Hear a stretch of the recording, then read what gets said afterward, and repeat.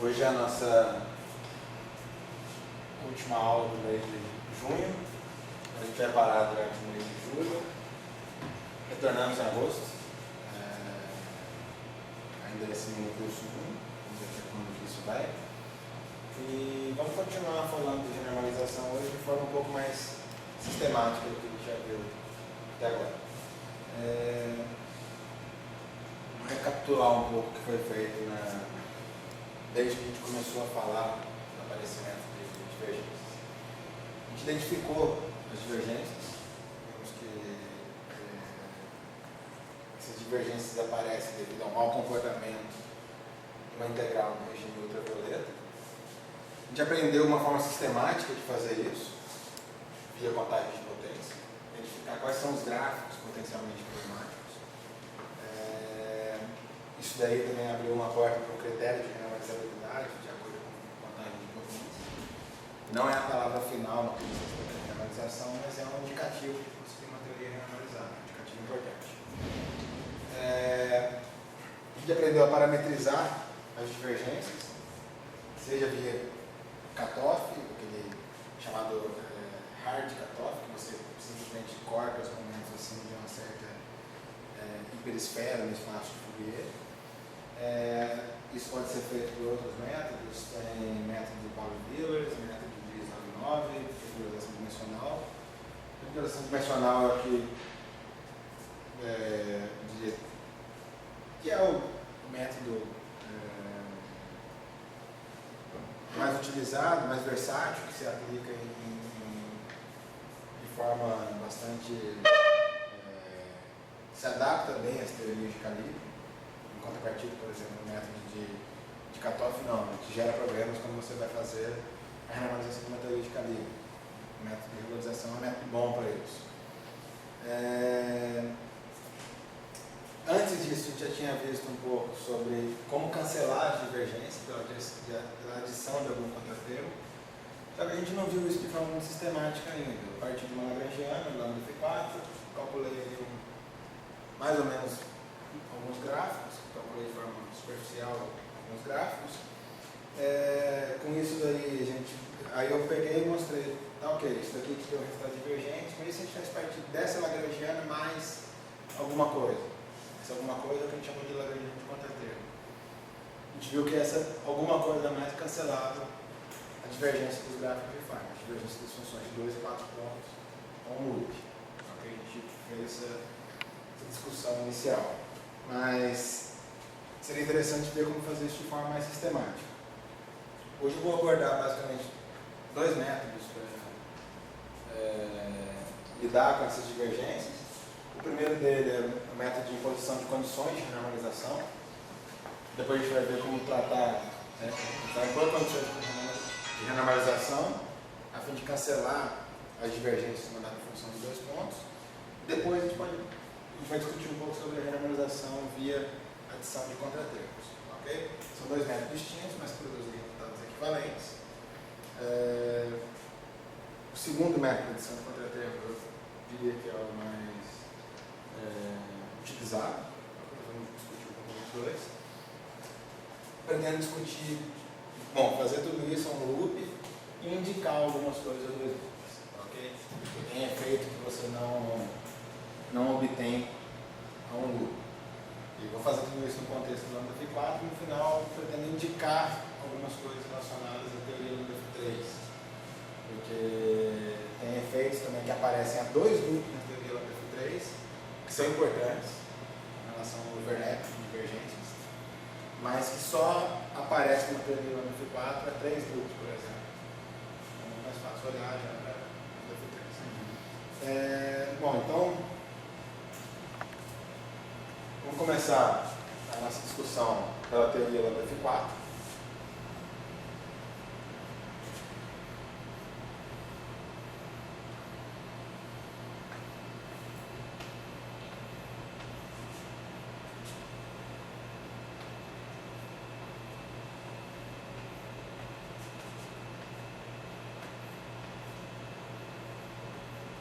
Nossa boa e velha teoria lambda F4. Hoje eu estava discutindo um pouco com o Jorge, estávamos conversando um pouco com o Wallace, E ele mencionou sobre o fato daqui no curso eu venho tentando fazer a coisa de forma geral possível, mas nessa parte de memorização não tem jeito. Aqui tem que olhar a teoria. O procedimento é esse mesmo, vamos pegar, adicionar contratermo, mas em geral cada teoria tem sua sutileza. Existem teorias, inclusive, que ainda não tem um esquema de renormalização para todas as ordens desenvolvido. Então a coisa você tem uma teoria, eventualmente você pode não ter um esquema de renormalização. Então a coisa é de teoria, modelo a modelo mesmo, não tem como fazer isso de forma geral. Okay? Embora esse esquema, essa filosofia genérica de adicionar uma grande de contratermos, espero que seja válida em qualquer caso. Né? Bom, como eu mencionei, a gente vai seguir daqui em diante pelo método da regularização dimensional. Então, o primeiro ponto da nossa discussão, a renormalização da teoria lambda Φ4, consiste em colocar isso daqui numa lagrangiana D-dimensional. Ok? O princípio da lagrangiana é a mesma, mas tem uma pequena sutileza no que diz respeito à constante de acoplamento. Em 4 dimensões, a gente já fez essa análise dimensional. Em 4 dimensões, o campo tem dimensão de massa, esse parâmetro tem dimensão de massa, e essa constante de acoplamento é adimensional. Então, ok? Ou seja, essa interação é descrita por um acoplamento adimensional. Ok? Em D dimensões, a gente não quer mudar a natureza dessa constante de acoplamento. A gente quer continuar mantendo a constante de acoplamento D-dimensional, a constante de acoplamento adimensional. O problema é que se você vai para D dimensões e considera essa lagrangiana em D dimensões, o campo não tem mais dimensão de massa, ok? Vai ter dimensão de massa D-2, se eu não me engano, D-2 sobre 2, se eu não me engano, não tenho certeza, tem que, se alguém quiser, acho que é isso mesmo, D-2 sobre 2, a dimensão de massa no campo. Esse parâmetro continua com dimensão de massa, porque as derivadas continuam com dimensão de massa. D-2 sobre 2. Basicamente você fixa a dimensão de massa pelo termo cinético. Né? Porque o termo cinético não tem nenhum parâmetro. Você olha a dimensão da derivada não muda, porque Inverso de comprimento. é o inverso de comprimento, é a dimensão de massa. Né? Então, basicamente esse objeto vai carregar a dimensão de massa do derivada ao quadrado, porque aqui você tem campo ao quadrado e derivada ao quadrado. Aqui você tem campo ao quadrado e parâmetro ao quadrado. Então, parâmetro ao quadrado tem que ter a mesma dimensão de massa do derivada ao quadrado. Então, esse parâmetro é um parâmetro de massa, que tem dimensão de massa. Ok? Mas aqui você vai ter um objeto que vai ter dimensão de massa 4 menos D. Né? Em D dimensões, esse objeto aqui passa a ser dimensional. Esse lambda. Ok? Bom, isso daqui é a nossa lagrangiana do lambda Φ4 em D igual a 4. Em D dimensões, como eu mencionei, para poder manter esse lambda como um parâmetro adimensional, a gente vai introduzir uma escala de massa, μ, arbitrária, que vai dar conta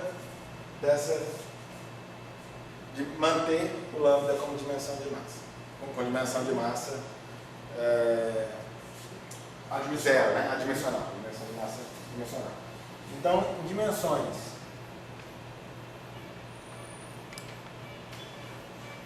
Você vai colocar um parâmetro então junto do lambda para poder anular esse 4 menos d e deixar ele adimensional, é isso? isso, exatamente. Em dimensões arbitrárias,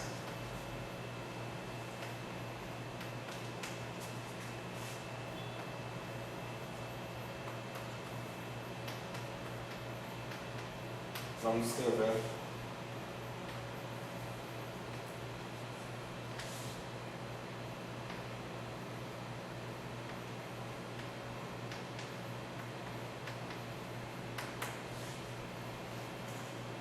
mesmo lagrangiano, pelo menos a parte cinética e a parte do termo de massa permanece inalterado.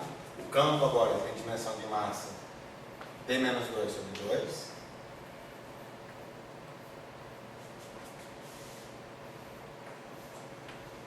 Menos parâmetro de acoplamento, uma certa escala de massa, 4 menos D, parâmetro de acoplamento, escala de massa, elevado a 4 menos D, 1 sobre 4 fatorial, φ a quarta. Ou seja, esse parâmetro lambda permanece adimensional e a dimensionalidade do objeto que está multiplicando φ a quarta fica por conta desse parâmetro, desse objeto com escala de massa, onde esse μ é um parâmetro com dimensão de massa, um parâmetro arbitrário com dimensão de massa. Um parâmetro que tem implicações muito profundas. Okay? É essa arbitrariedade que dá origem ao grupo de normalização. Okay? Esse objeto arbitrário só foi bem entendido por um grupo de renormalização. Ou seja, em D dimensões, essa é a lagrangiana que a gente vai considerar.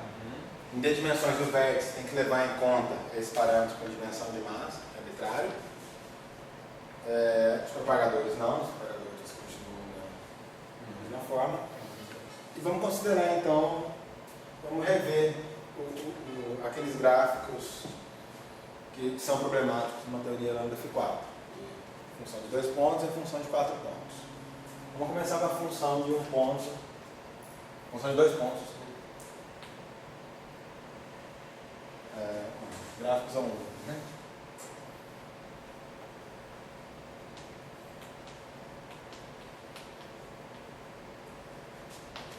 Gráficos problemáticos.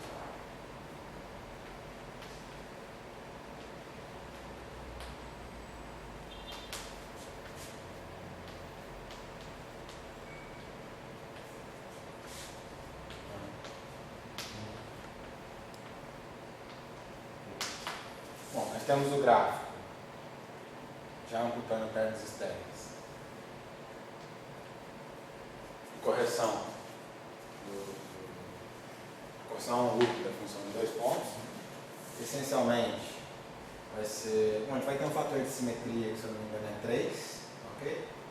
Que vem das diversas formas. Lá na hora que a gente tirou a regra de Feynman, a gente aprendeu a contar isso. Diversas formas de combinar o mesmo gráfico. Em termos de vértice, que é menos I lambda. Só que nesse caso o lambda vem acompanhado com 4 μ elevado a 4 menos D, dividido por 4 fatorial. Ok?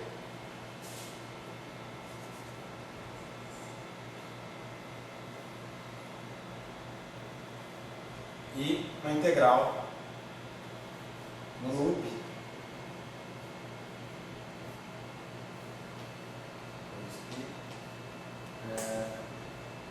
I sobre K2 menos N2.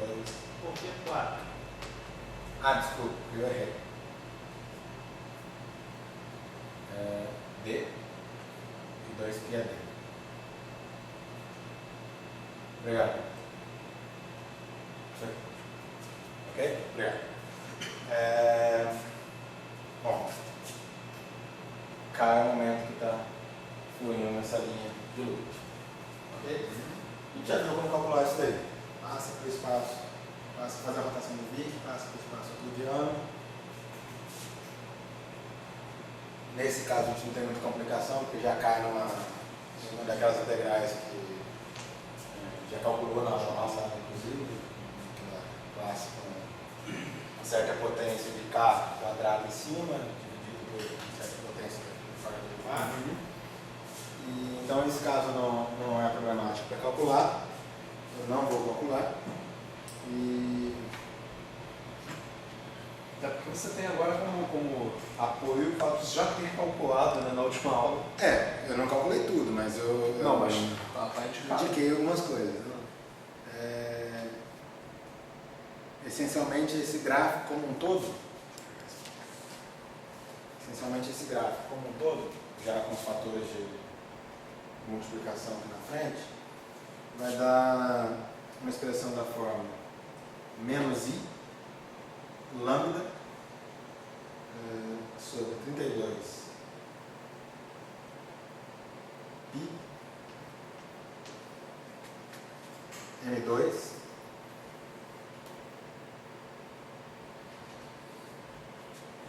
4π m2 dividido por menos m2 2 menos d sobre 2 gama de 1 menos d sobre 2. Tá ok? Fazendo aquela parametrização epsilon igual a 4 menos d, a gente já discutiu na semana passada, e fazendo epsilon muito pequeno, esse gráfico ele se torna, já realizando todas as expansões necessárias e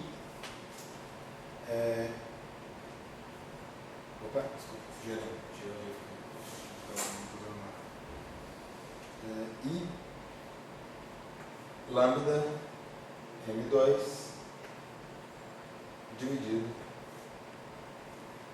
por 16 e 2 sobre epsilon mais, bom, eu vou denotar uma certa função que vai depender de n, vai depender de, nesse caso vai depender de m e vai depender de mi, tá ok? Depende de m e depende de mi e depende de lambda. Então vai ter um fator de lambda, vou colocar assim, lambda, um gráfico de ordem lambda, né? E uma função que depende de m e depende de mi, sendo que isso daqui é finito.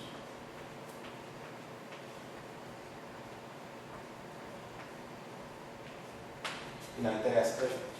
Ok? Podem olhar em tabelas, mas o que interessa pra gente, como sempre, é o problema. É a parte divergente do gráfico. Ok? Embora isso aqui, a forma exata dessa função não seja do nosso interesse aqui, é importante observar que ela depende de mim. A parte divergente depende de um parâmetro arbitrário. A parte finita depende de um parâmetro arbitrário. Ou seja, aquilo que você vai calcular depende de um parâmetro arbitrário. Isso daí é um ponto desconcertante, né? Um ponto estranho. E que só foi bem compreendido com o grupo de normalização na década de 70. Okay? Foi aí que se compreendeu que esse parâmetro arbitrário ele realmente está aqui e que as suas quantidades associadas, as suas constantes de acoplamento não são tão constantes assim. São parâmetros que variam. Chamado running coupled constant. São parâmetros que variam com essa escala de energia, com essa escala de massa. Ok? Isso daí é assunto mais pra frente. No curso 3. No curso 3, até lá para aprender isso direito. Não vou me arriscar a falar muita coisa mais aqui não, senão fica feio. Mas isso é uma lição importante. E tem implicações muito interessantes. Bom, vou colocar um fator I também aqui, tá? conveniência. Esse objeto aqui, ele na verdade faz parte da expansão do gama 2, né? A função de 2 pontos. Gama 2, vamos lembrar que a função de 2 pontos. Gama 2 é igual. Bom, o primeiro termo que aparece aqui é o. A gente vai ter. Vamos colocar assim: I gama 2 é igual a P2 menos M2, tá ok? Mais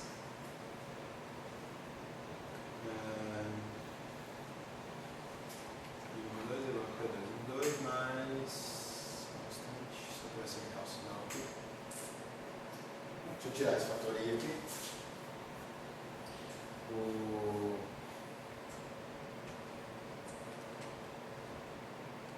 Vamos colocar assim: I gama 2 é igual a I P2 mais M2 mais o gráfico, ok? Mais uma correção em loop. Correção é um loop, né? Mais uma correção em loop, mais termos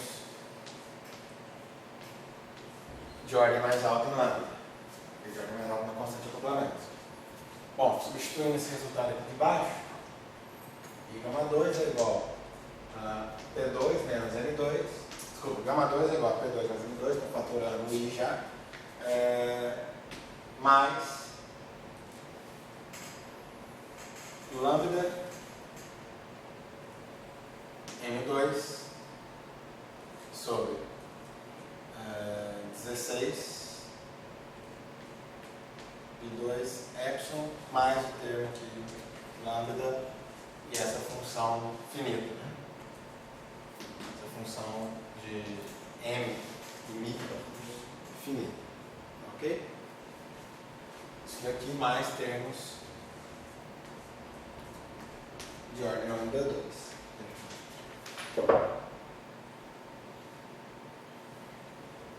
Tá ok? Bom, vamos só rearranjar um pouquinho os termos aqui. Isso daqui é igual a I. Desculpa. Gama 2 é igual a P2. Só destacando aqui que gama, esse gama, I gama 2 depende de P, a função de P. I gama 2 é uma função de P. E I gama 2 é uma função de P.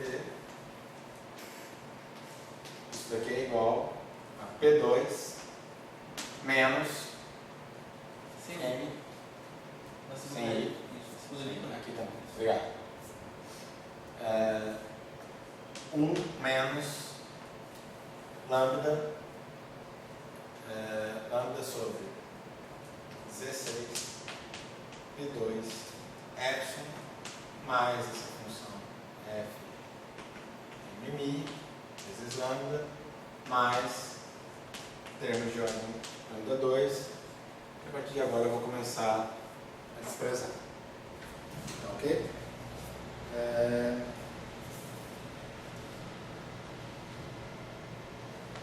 Bom, vamos aplicar esse resultado é claramente divergente. Tem uma parte divergente que se manifesta quando esse parâmetro epsilon vai para zero, significa ir para 4 dimensões. Tá ok? E o que a gente vai fazer é o seguinte. Então, a gente não tem mais em D dimensões, né? Não, a gente está indo em dimensões. Então, por que esse 4 se destacou? Não, ele vai ser divergente quando a gente for para 4 dimensões. Que é o epsilon ir para Que é zero. o epsilon ir para zero. Ok? Então, se eu tiver 5. Também. Calma, o quê? Se tiver em 5. Ah, tá falando D igual a 5, você está dizendo? Ah, mas D igual a D, né? Que é o que ele tá. Não. Calma. Se você tiver em 5 dimensões, significa epsilon indo para menos 1. Isso daqui vai dar finito. Só que se você tivesse em 5 dimensões, Essa parametrização, Seria 5 menos D. a expansão seria diferente. Você mudaria a expansão aqui. Então, bom, você pode definir epsilon como sendo 4 menos D. Mas ele não vai ser pequeno, Só né? que ele vai ser pequeno. Você faria a expansão em torno de 1, por exemplo, ou de menos 1, né? Não, porque eu entendi. Ou você define epsilon como 5 Porque eu menos entendi D. que a gente estava partindo do princípio que eu estou em D dimensões. Eu Mas- estou trabalhando em cima de D dimensões. Isso. Eu não estou definindo como 4. Não, a gente não está definindo como 4. A gente saiu de 4 dimensões, só que como isso daqui é um processo de regularização, a gente está passando para D dimensões, para identificar a divergência. A gente quer o resultado em 4 dimensões. Entendi. Então no final a gente vai voltar para 4 dimensões. Entendi. Então quando a gente vai voltar para 4 dimensões, a gente já coloca perto de 4. Entendi. Tá. Entendeu? Se você mudasse isso, o que ele está dizendo é que você pode manter essa forma, mas o epsilon não é pequeno. É. Só que nessa coisa você usou que o epsilon A é pequeno em definição algum do lugar. epsilon é porque eu escolhi 4. Aqui nesse caso sim, eu poderia definir um epsilon igual a 5 menos D. Entendi. Para fazer a expansão, Depois da D minúscula, por exemplo. Mas eu não tenho certeza se a expansão é essa. Talvez mude alguma coisa da expansão. Não, porque se o epsilon ser pequeno, só acontece quando o dzão está perto do que tiver na frente, né? Aí teria que ser dzão perto de dzinho, né? Mas quando a gente mexe com, por exemplo, Chern Simons, que tem 3D, por exemplo, a gente, em vez de 4, a gente coloca 3. Coloca 3. Isso. Mas Você colocar 5 dimensões, no final das contas, não vai dar jogo, porque, quer dizer, você pode fazer, faz a expansão tudo, só que o lambda F4 não é renormalizável em 5 dimensões. Você vai ter problema na hora de fazer, é verdade, não tem colocar isso. contratermo. Então, calcular mesmo o contratermo, eu acho que é bastante sensível à dimensão que você está. Nunca peguei para fazer essa conta em 5 dimensões, por exemplo, ou em dimensões arbitrárias. Porque você já sabe que não dá, né? Que não vai dar para Não renormalizar. dá e não sei nem se é possível calcular o contratermo, não sei muito bem como Entendi. é a dinâmica da conta em si. Mas por isso que o livro do Serebinsky mexe com o Φ3 em 6 dimensões. O pessoal costuma usar o Φ3 em 6 dimensões, porque o Φ3 ele é renormalizável em 6 dimensões, em 4 dimensões ele é super renormalizável, né? E o Φ3 é um bom exemplo porque ele tem esse problema das divergências, de overlap de divergências, já há 2 loops, enquanto esse problema só aparece em Φ4 em 3 loops. Então, por razões didáticas, o pessoal costuma usar o Φ3 em 6 dimensões. Então, nesse caso, a gente coloca y igual a 6 menos d. 6 menos D, exato. No livro do Das ele faz isso. Bom, então essa daqui é a estrutura do nosso gama 2, da nossa função 1PI, função de 2 pontos, 1PI, tá ok? A estrutura de divergência está bem explícita aqui. A gente vai considerar, a gente está descartando já termos de ordem mais alta, daí o nosso resultado é um loop, tá ok? Fica claro, isso daqui é o resultado é um loop.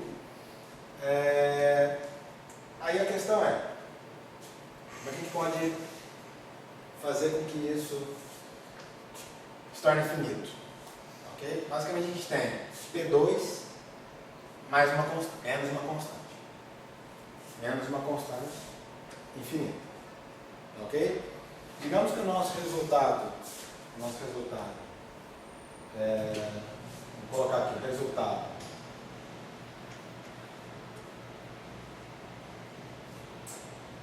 resultado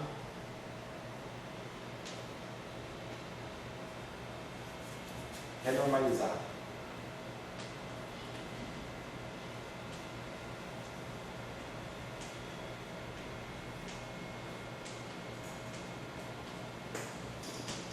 Toda essa constante que aparece somando, foi chamada de uma constante M1.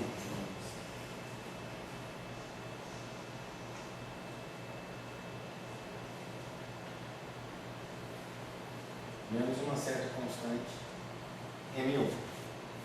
Estou escrevendo a mesma estrutura, só com uma constante M1, que é a nossa parâmetro de massa renormalizado. Indeterminado, só que esse parâmetro vai ser finito. Esse parâmetro finito. O M1 é o finito. Tá. M1 é o Eu finito. vou esconder a divergência dentro dele. A gente vai esconder a divergência dentro desse cara. Esse cara vai ser divergente, Para compensar. de modo a compensar essa divergência, de tal forma que isso daqui seja o resultado finito. Tá. Beleza. Tá ok? Como que a gente faz isso? Deixa eu te perguntar uma coisa antes. O nosso termo que diverge, ele não depende do mi. Oi? O nosso termo que diverge ele não depende do mi. O termo que diverge não depende. Do mi. Nesse caso, não. Nesse caso, não. Mas tem casos que ele O função de 4 pontos vai depender. vai depender, né? Então, essa vai ser a nossa estrutura já renormalizada.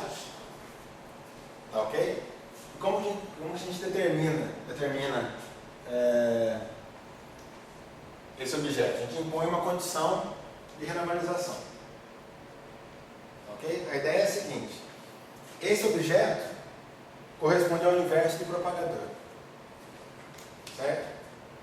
O propagador é 1 sobre gama 2, essencialmente. Esse daí é o operador de onda, né? O operador que está sendo chamado, a correção do operador de onda. Ok?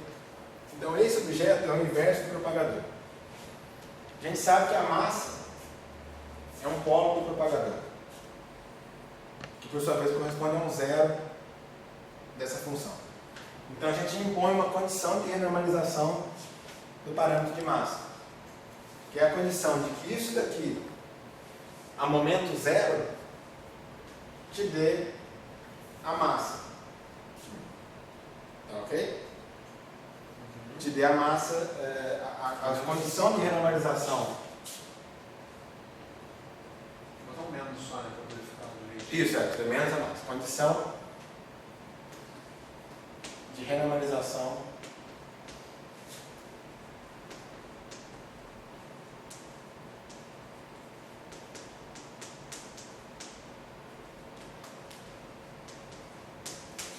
do parâmetro de massa.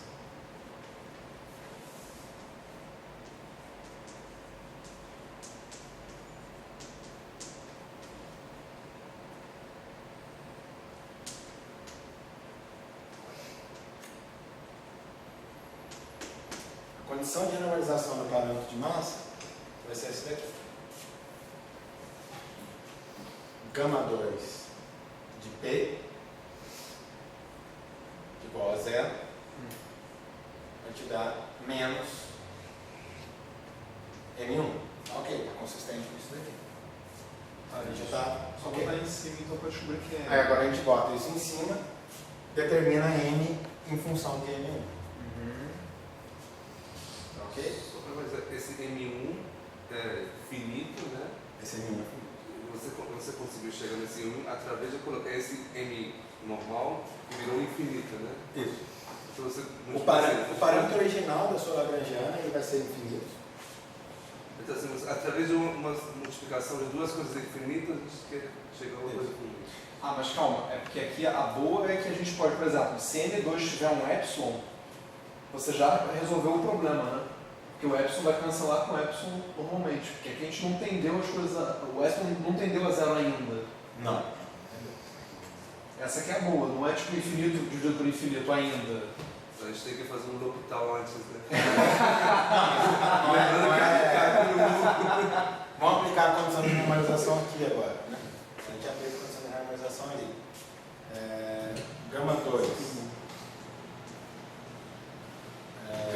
O cutoff e a mudança de dimensão é tipo L'Hopital, né? Aplicando a condição de normalização aqui, a gente obtém menos M2, 1 mais menos lambda sobre 16 I 2 epsilon mais lambda vezes M mi, tá ok?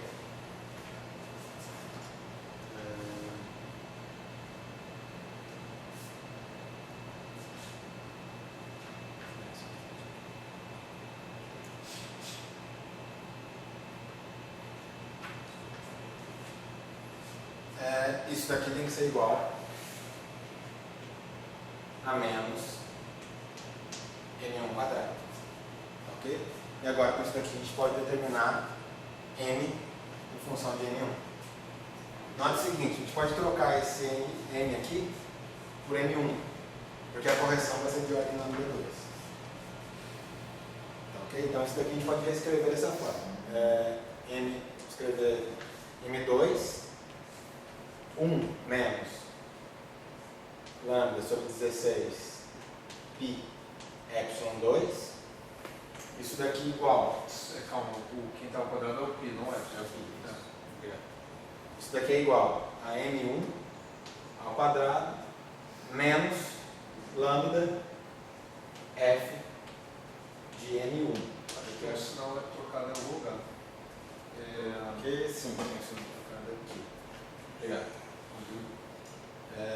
Tá ok? Não entendi por que pode botar M1 ali dentro. Basicamente você usaria Tá, entendi. M em função de M1 mais Aham, aqui dentro. Vai ter um Vai dar lambda uma coisa também. de ordem Tá. lambda 2. Valeu. Tá ok? Então isso daqui mais coisas de ordem lambda 2. Tá ok? Agora é só resolver essa equação aqui. Você basicamente divide por isso daqui. Esse termo, na hora que a gente dividir, o que vai entrar aqui basicamente vai ser o 1, porque isso daqui, a divisão disso vai dar, a gente vai expandir em série de potência de lambda. 1 sobre esse objeto entre parênteses vai dar 1 mais lambda sobre isso. Ok? Aqui vai aparecer a multiplicação, m igual a 1 mais lambda sobre 16 π2 epsilon m1 ao quadrado, mais, aqui seria isso vezes isso, esse cara já dá uma correção de ordem lambda 2, mais lambda vezes essa função aqui. Esse menos pelo mais, porque você está assumindo que o lambda é muito pequeno, né? Vai começar com Esse menos virou mais porque a gente está expandindo em lambda. lambda é pequeno. Isso. Mas mesmo que depois a gente vai colocar então, Mesmo y, depois disso. y, A gente está fazendo a série de potência em lambda. A série de potência em lambda. Está ignorando tudo que vem da ordem de lambda 2. não, porque depois a gente vai mandar esse y para Sim, zero, sim, mas eu... sim. A gente está fazendo a série de potências na constante de acoplamento. Porque a gente vai mandar o epsilon para zero, vai dar uma divergência. Vai ser uma divergência de ordem lambda 2. Uma divergência que está lá, que a gente cuida dela na hora de olhar dois loops. Quando você vai tratar com os dois loops, tem que tomar cuidado com isso. Então, bom, isso daqui mais correções, então, de ordem lambda 2. Tá ok? Isso daqui é o que a gente espera do resultado renormalizado. Vamos chamar isso daqui de um gama 2 renormalizado, digamos assim. Ok? Bom, tendo isso daqui, a gente pode substituir isso nessa expressão. Esse termo, na hora de multiplicar, esse parênteses aqui multiplicando por esse, vai cancelar a divergência. E sobra somente coisas finitas.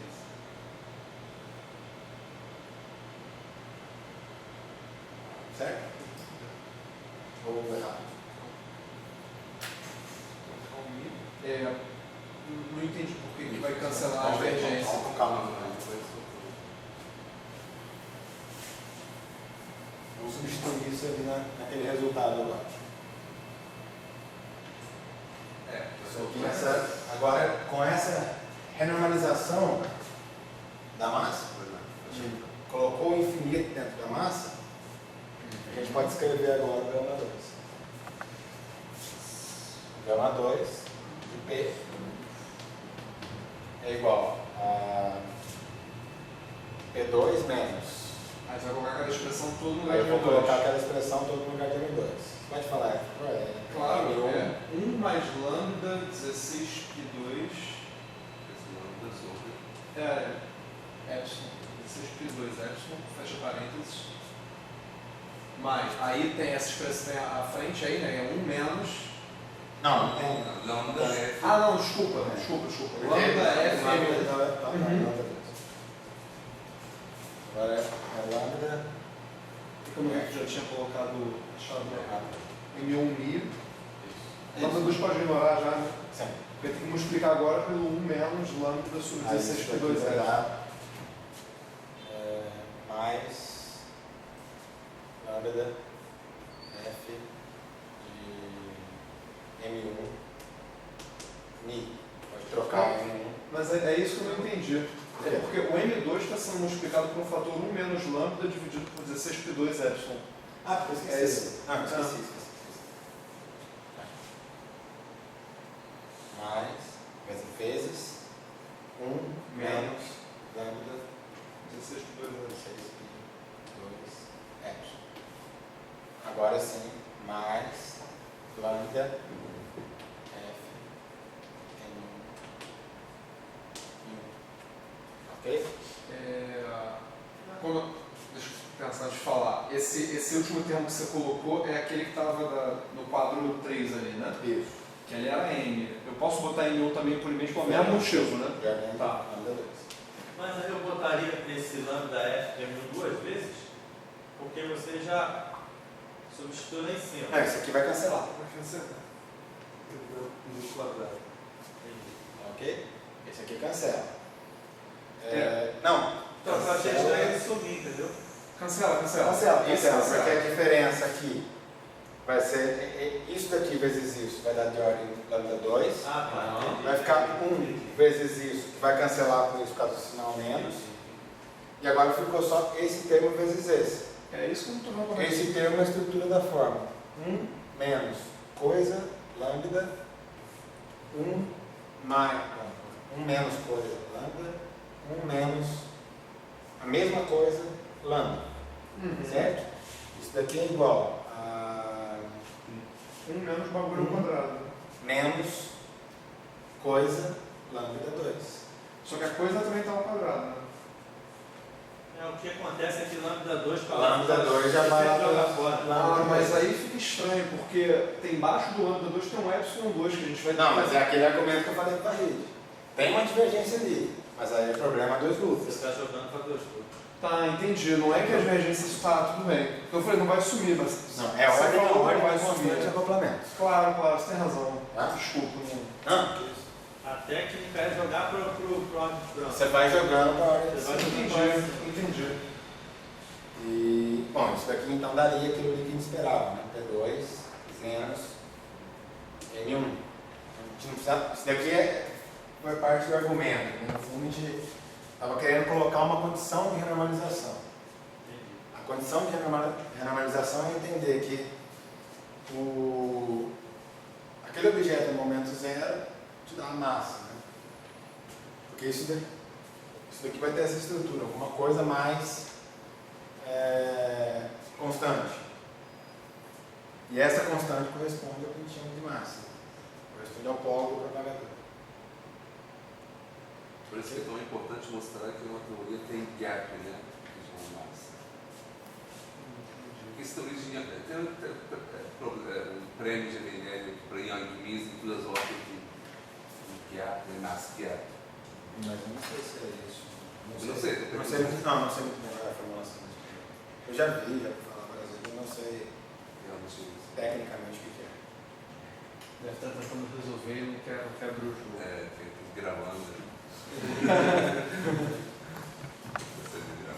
Só Esse problema aí vale dinheiro.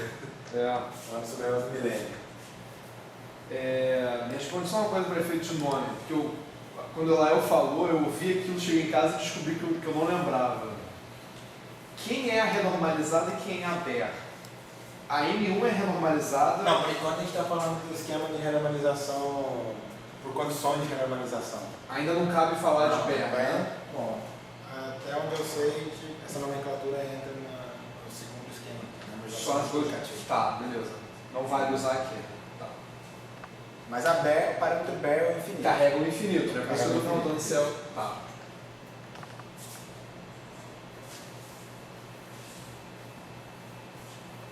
Tem uma diferença também, acho que dependendo do livro, você encontra isso na nomenclatura diferente. O Elael, por exemplo, ele adota a nomenclatura de que a sua Lagrangiana original carrega os parâmetros Baire, carrega os parâmetros renormalizados. Os parâmetros que são... Ah, então é isso mesmo, então eu entendi certo, tá? mas isso tem uma... Isso muda, Mas né? no fundo é. O parâmetro Baire carrega o infinito.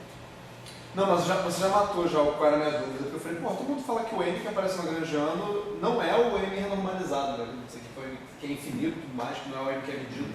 E eu fiz o contrário, eu falei, porra, não entendi. Não, mas tem essa... Ele que faz, é questão de convenção.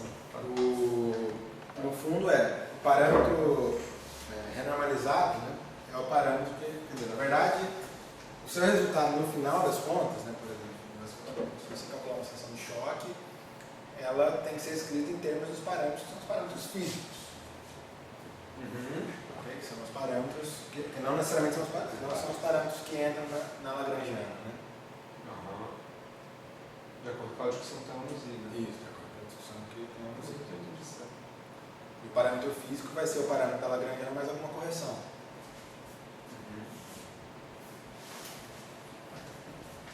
Tudo essa equação de movimento que a gente tira da Lagrangiana para uma massa infinita. Mas a gente engorda, da Lagrangiana engorda. Bom, de acordo com essa convenção nossa de Então, a nossa convenção, aquele M é uma letra e aquele lambda é uma letra, né? Bom, então, basicamente esse é o esquema de renormalização por condições de renormalização. Aqui a gente viu no caso de uma função de 2 pontos. Uma função de 4 pontos, que é a outra função problemática, vou deixar de forma um pouco mais esquematizada. Tá?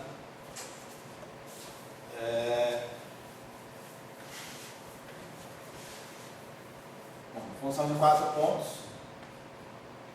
Função de 4 pontos, que essencialmente, bom, vocês vão lembrar aqui é dada pelo o vértice trilevel mais a correção dos gráficos bombom. O livro do Ramon chama isso daqui de gráfico peixe.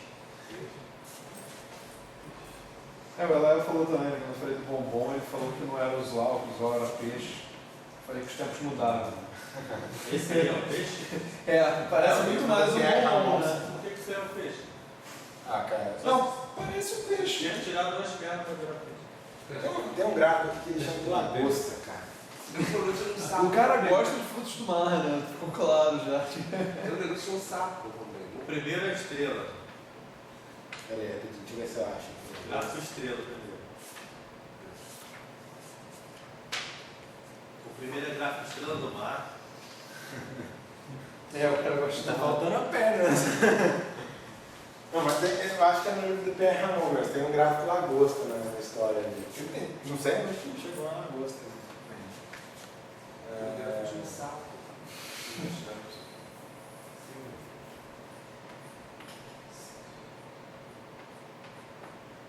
Basicamente são esses gráficos aqui, né? Bom, isso aqui é até com ordem lambda 2 na constante de acoplamento, que é a ordem 2 da constante de acoplamento.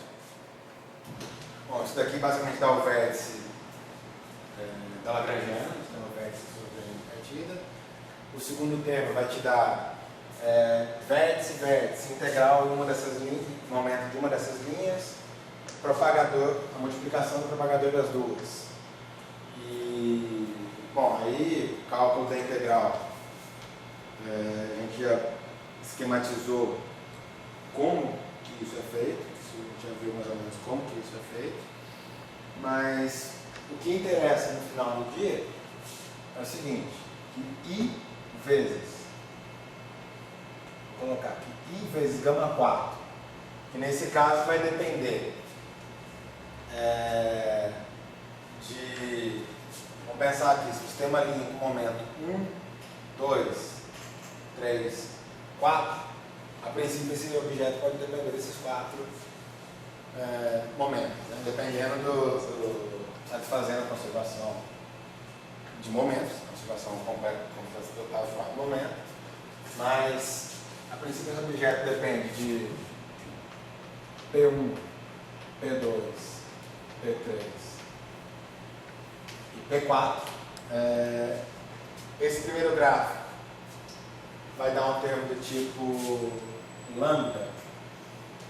Bom, seria lambda sobre 4, só que esse gráfico tem um fator de simetria de 4 fatorial também. Então, seria lambda sobre 4 fatorial e tem um fator de simetria 4 fatorial. Então vai ser lambda vezes mi elevado a 4 menos d, ok? Que no fundo é epsilon, né? Mi elevado a epsilon.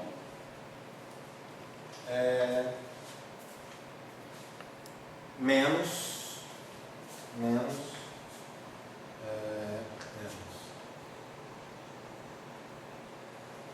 G não, lambda 2 mi elevado a epsilon 32 pi2 6 sobre epsilon menos 32, menos 3 gama, onde gama é aquela constante de Euler-Mascheroni, menos uma certa função f, que vai ter 3 entradas, tá? Ok? 3 argumentos. E eu vou preencher esses 3 argumentos de forma distinta para ela aparece aqui. De S, M, que vai depender daquele parâmetro arbitrário também. Uma função, a mesma função f, só que no primeiro argumento a gente usa t, aí no segundo m e mi, menos, vamos colocar aqui, menos f de u, m e mi. Tá ok?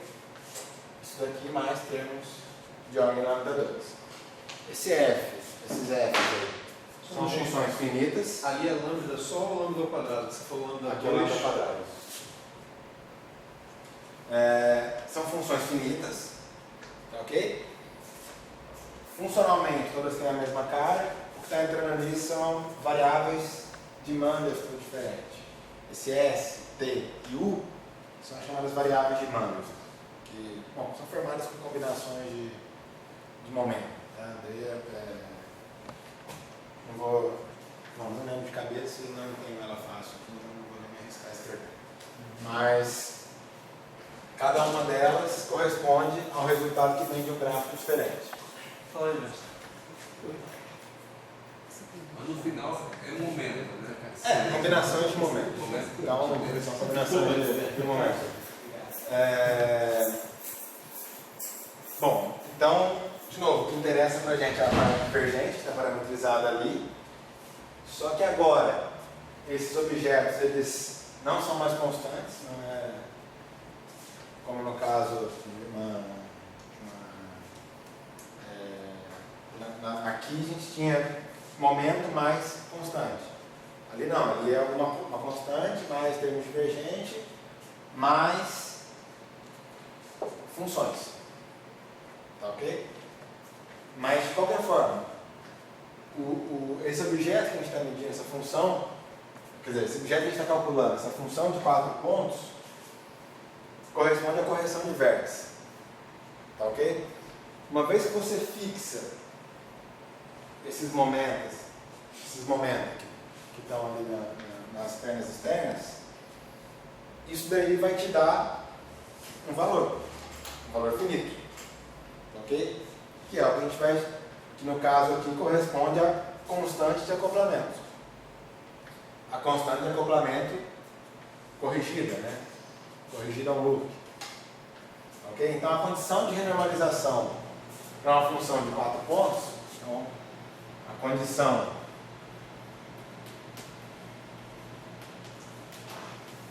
de renormalização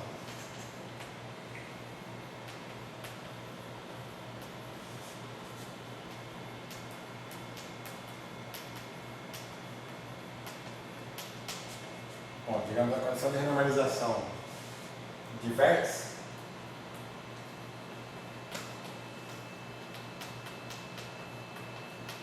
é a seguinte: I vezes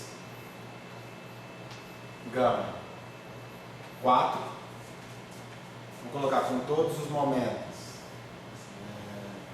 digamos, I gama 4, 0, 0, 0, 0, tá ok? Isso corresponde à constante de acoplamento física, né? Acoplamento que a gente mede, um estado finito. Okay? A condição de normalização é essa. Então, isso daqui corresponde a um certo lambda 1. Mas isso não sai direto que nem ali, né? Da gente lembrar que a inversa era o propagador, e portanto Então, deveria nesse ser- caso, a argumentação é: esse objeto ele está associado, esse gama 4 associado a uma correção de vértice. Ok? O vértice é o quê? É o que te dá a informação de interação, do acoplamento. Ok? Então, a partir do momento que você fixou os momentos externos, isso te dá um número. Ok? E esse número a gente está chamando de constante de acoplamento. Beleza. Tá? Se não tem nenhum momento ali, né? Tá. Ok? Então, Esse I tem que estar na frente mesmo? é porque, se você lembrar da forma do vértice lá, trilevel, Tem era I, menos I. Tá Ok? ótimo. Então, basicamente, você pega o seu termo de primeira ordem nível árvore, né? Olha para a cara dele e os termos que vêm de correção de loop, você vai associar com a mesma cara do termo de nível árvore, mas corrigido, né? Mas isso com uma fixando momento. Tá. Ninguém te obriga a fixar Igual a zero. 0000. Ok? E essa arbitrariedade está ligada com... se você fixar com diferentes formas aqui, com diferentes valores de P, você vai basicamente mexer, você reabsorve isso nessa arbitrariedade desse parâmetro mínimo. Tá ok? Bom, então, com isso daqui, o procedimento é o mesmo, você impõe essa condição de renormalização aqui em cima, determina lambda em função de lambda 1, substitui de volta nesse resultado, vai ter um cancelamento da divergência. Tá, ok? De repente você está falando besteira, né? Aqui a gente escondeu dentro do M, né? Isso. Quando a gente foi naquela função lá, que a gente escondeu dentro do M, a gente aproveitou que o lambda ia ficar lambda 2 e jogou isso para cima. Aí subiu. Lá. Aqui a minha função, eu não tenho lambda na função. Né? Não, mas tem lambda multiplicado. Né? Não, mas nenhuma das três tem lambda. Não tem. Não tem. Porque lá, o fato de ter o lambda, quando a gente escondeu ali, ficou lambda com lambda e jogou fora. Sim. Ali não tem lambda para jogar fora. Não, Não mas vou tá jogar aqui, para né? cima. Tá aqui. Esses termos todos são multiplicados por lambda 2. Entendi. Então aqui, por exemplo, essa massa que está aqui, a gente pode inclusive vir aqui e substituir essa massa por M1. Porque a diferença vai ser de ordem lambda 2. De ordem lambda 3, no caso, né? A gente pode vir aqui e substituir por aquela massa ali. Ah, posso fazer duas coisas? Sim. Porque aqui eu estou trabalhando com lambda, estou escondendo no lambda. Não estou escondendo na massa, entendeu? Ok, está escondendo no lambda, certo? Certo. É que o próprio lambda vai mudar, né? Quer dizer, a gente vai desconsiderar a ordem lambda 2, o próprio lambda está mudando, né? Porque a gente vai substituir lambda por lambda 1, né? Ou melhor, por uma função de lambda 1. Isso daqui vai te dar uma correção. Bom, Não, vamos mas pegar eu vou fazer exercício também, a gente pode fazer em casa, fazer substituição e ver que vai ficar diferente, né? Vamos tentar fazer junto aqui rapidinho. Bom, isso daqui. Fazendo isso daqui. Basicamente vai ser tomar U igual a 0, S igual a 0 e T igual a 0. Ok? Então vai dar 3 vezes a mesma função. Ok? Então isso daqui a gente vai ter lambda mi elevado a epsilon menos lambda 2 mi elevado a epsilon sobre 32. Desculpa. do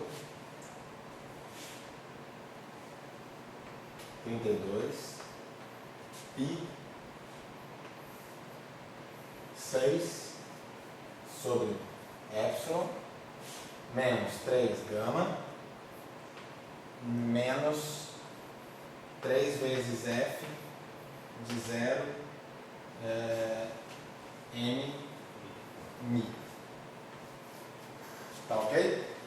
Isso daqui igual a lambda 1. Certo? Tá ok? Bom, uma forma de fazer isso aqui seria basicamente o seguinte. Passa esse termo do lado de cá.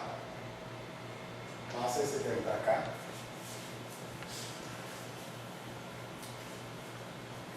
Poderia resolver isso daí como uma equação de segundo grau. A gente chegaria numa raiz quadrada, alguma coisa do tipo. Mas eu acho que a coisa é um pouco mais simples. A gente pode passar esse termo para o lado esquerdo, escrever lambda em termos de lambda 1 mais isso, né? Vai ficar isso daqui, lambda 1 mais isso. Esse lambda a gente pode substituir por lambda 1 por aquele mesmo argumento de recorrência. A gente vai estar substituindo, poderia pegar esse lambda como sendo lambda mais isso e substituir aqui dentro. A correção vai dar de ordem lambda 3. Entendeu? De forma que lambda é igual a lambda 1 mais lambda 1 quadrado, aqui vezes mi elevado a epsilon. Mi elevado a epsilon sobre 32π quadrado, 6 sobre epsilon menos 3 gama menos 3 f de 0 m mi. Bom, a princípio que a gente teria isso, né? Isso daqui. A princípio era isso. Substituo, pego isso daqui e substituo aqui dentro. Vai te dar uma correção de ordem mais alta. Então, pode substituir esse objeto por lambda 1, então mais alguma coisa de ordem lambda 3 nesse caso, né? Ok? E aí o argumento se repete. A gente pega isso daqui, substitui aqui, vai pelo cancelamento da parte divergente. Ok? A malandragem está nessa substituição que você fez por último, né? Mas você poderia resolver também, depois fazer uma expansão da Porra, raiz. mas ia dar muito mais trabalho, né? Realmente a coisa de perceber que apareceram correções maiores ali. Como diria o Sérgio, são os momentos de copo de giraia daí, né? Sério denunciou a idade. É?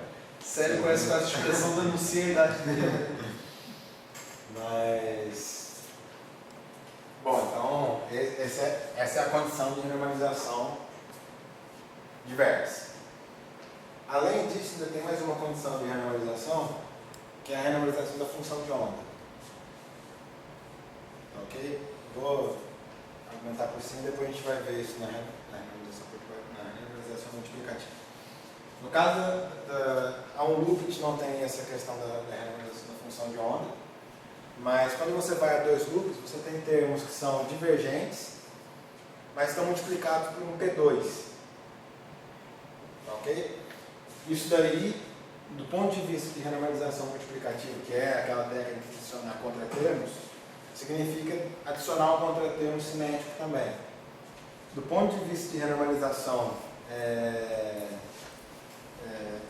por condições de renormalização, significa colocar uma condição extra, que é a seguinte: derivada de gama 2. Quando você vai a dois loops, você obtém de um gráfico desse tipo aqui, daquele gráfico pôr do sol, você obtém um termo do tipo P2 sobre epsilon, ou sobre epsilon 2, sobre epsilon. E para renormalizar esse termo, você impõe uma condição de renormalização desse tipo.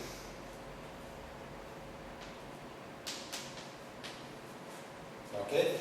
E está motivada também pelo fato de que quando você olha o resultado ao nível de árvore, né, o resultado sem nenhum loop, essa função gama 2, essa função de 2 pontos, gama 2, tem a estrutura daquele tipo, P2 mais alguma coisa. Então o termo que está multiplicando P2 tem coeficiente 1. Então a ideia é você estar colocando essa condição para que o coeficiente do primeiro termo se mantenha. Ok? Está associado com não mudar resíduo do propagador também. Isso aí é o inverso do propagador. Tá? Essa condição é um pouco mais contra-intuitiva, não intuitiva, mas fica um pouco mais claro o processo quando a gente faz a renormalização perturbativa. A renormalização multiplicativa. Ok? Então, essa daqui seria a condição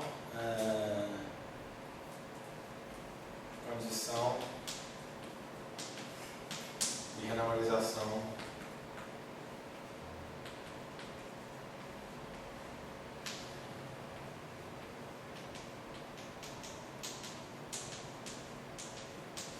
da função de onda.